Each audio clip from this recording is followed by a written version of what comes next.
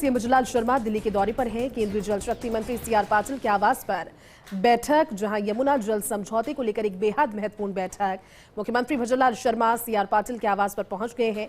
हरियाणा के मुख्यमंत्री नायब सिंह सैनी भी सीआर पाटिल के आवास पर पहुंचे हैं। जो विजुअल्स इस समय आप देख रहे हैं, सीएम भजनलाल शर्मा जब वहां पहुंचे, और खासतौर पर महत्वपूर्ण है ये मीटिंग। इस मीटिंग में यमुना जल समझौते को लेकर के बातचीत होगी और राजस्थान और हरियाणा दोनों ही प्रदेशों के मुख्यमंत्रियों की उपस्थिति में केंद्रीय जल शक्ति मंत्री सीआर पाटिल के आवास पर यह बैठक है। हालांकि हिस्सेदारी को लेकर के जब बात हुई है, ऐसे में राजस्थान का रुख बेहद स्पष्ट और साफ रहा है। हरियाणा का कोऑपरेशन भी इसमें पूरा, और इस खास मीटिंग के लिए जब राजस्थान से मुख्यमंत्री भजनलाल शर्मा वहां पर पहुंचे, ये विजुअल्स उस समय के।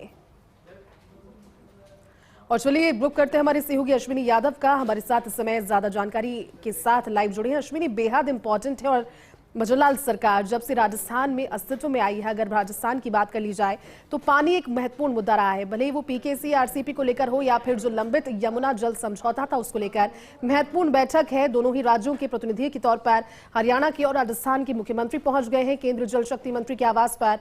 क्या अपडेट आपके पास? और अश्विनी,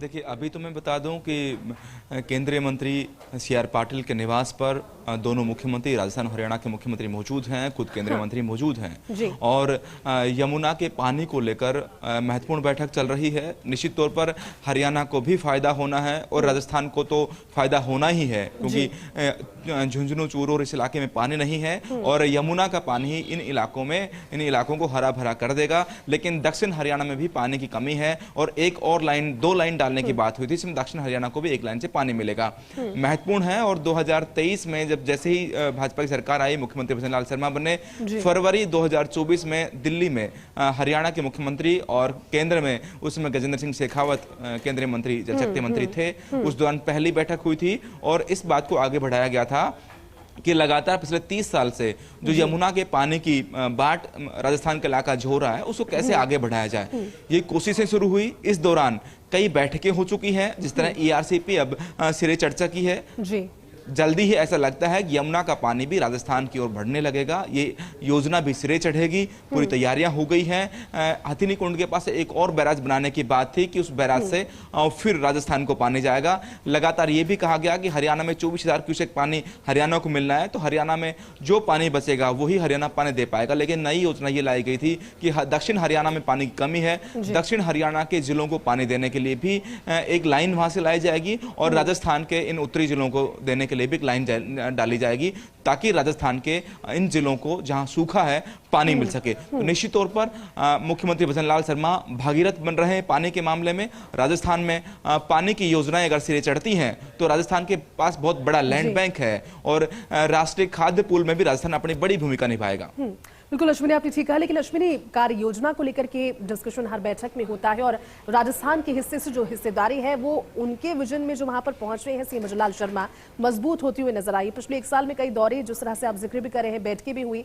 कार्य योजना को लेकर के आज मुख्य तौर पर जब केंद्रीय जल शक्ति मंत्री के साथ बातचीत होगी, राजस्थान का टेक इस योजना पर स्पष्ट है कि जीवनदायिनी होगी, जलदायिनी होगी। लेकिन और कार्य योजना में राजस्थान के प्रतिनिधि के तौर पर सीएम भजनलाल शर्मा क्या अपनी बातें रख सकते हैं? किस तरह से इसे डिस्क्राइब किया जाएगा? देखिए, अभी शुरू में जो बातें हुई थी, मैं आपको जो बता रहा, 2024 फरवरी से जो शुरुआत हुई, उसमें कई सारी टेक्निकल दिक्कतें आई थी। नई लाइनें डालनी थी, और नई लाइनें भी राजस्थान की ओर से पैसा दिया जाना था, हरियाणा की ओर से काम किया जाना था। दोनों लाइनें हरियाणा को डालनी थी, नया बैराज हरियाणा बनाना था।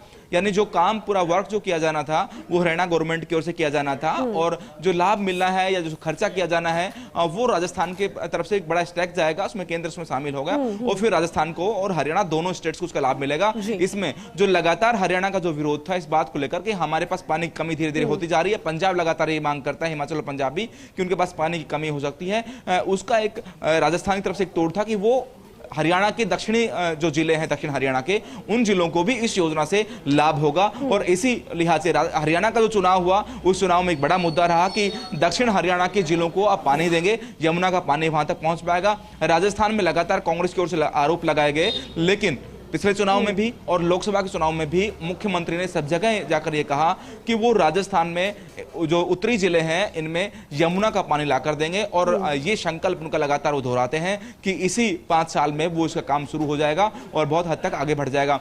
उसी प्रैक्टिस में कह सकते हैं लगातार दिल्ली में बैठकें हुई हैं। इससे पहले जो बैठक हुई ईआरसीपी को लेकर थी, मध्य प्रदेश के मुख्यमंत्री साथ थे, और फिर सीआर पाटिल जो जल शक्ति मंत्री हैं श्रम भवन में बैठक हुई, और अब ये बैठक क्योंकि लेट हो गए थे, हरियाणा मुख्यमंत्री लेट हुए, सीआर पाटिल के निवास पर बैठक चल रही है, और वो महत्वपूर्ण मुद्दे जिन मुद्दों पर कहीं ना कहीं अधिकारियों में तनातनी है वो पॉलिटिकल रूप से सुलझाए जाने हैं। ठीक है अश्विनी, आप नजर बनाए रखिए, अपडेट आगे भी आपसे लेंगे, लेकिन शुक्रिया अभी आपका इस पूरी बातचीत के लिए।